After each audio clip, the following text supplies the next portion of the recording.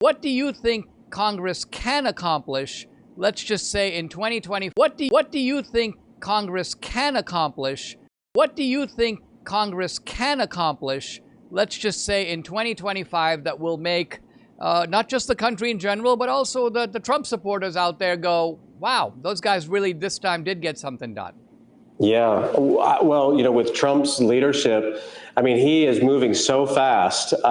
It's incredible, and that's going to help. But now we in Congress have to codify as many of these pieces as we can.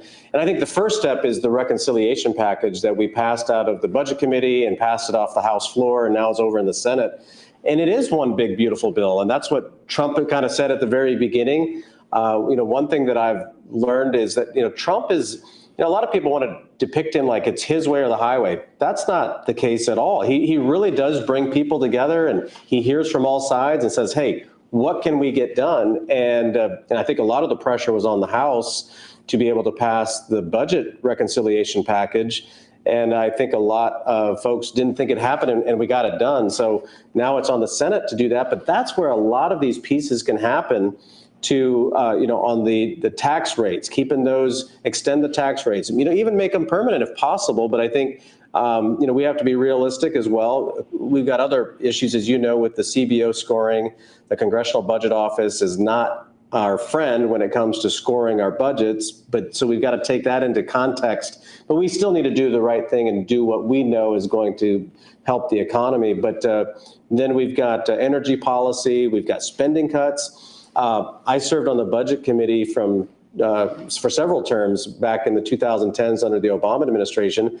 And I told Chairman Jody Arrington last night that the budget reconciliation package that we voted for this year is the most meaningful bill I have ever voted on in Congress. And because it actually cuts spending. And that's, back to even Speaker Johnson, the numbers started, pretty low. We were, all kind of disappointed that we got to increase these spending cuts from $300 billion, and we went into committee at $1.5 trillion, and now it's actually pushing $2 trillion.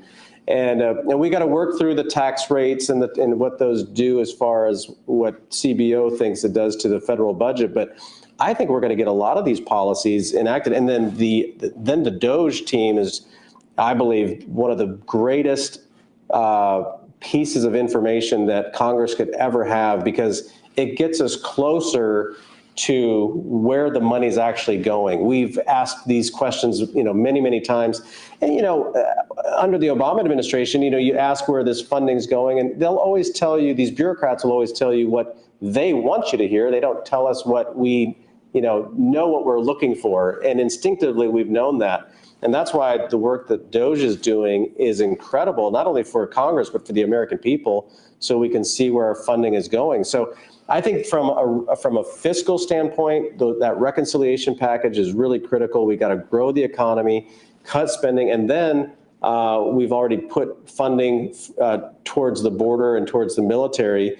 But Trump has done just a remarkable job, and those at Homeland Security and Border Patrol, to shutting down this illegal immigration. And some of the findings that Elon Musk and DOGE are finding just simply shows a blatant effort by the Democrat Party to bring illegals into this country to transform America into a socialist country. And so it's going to be interesting to see what else we find, what they find, and Congress needs to act on that. And so there's so much information coming. We need to move now on the things that we know, so that way we can start moving the ball. But Congress, we need to be busy over the next year to enact as many of these pro-Trump, pro-America policies that we know are right in front of us.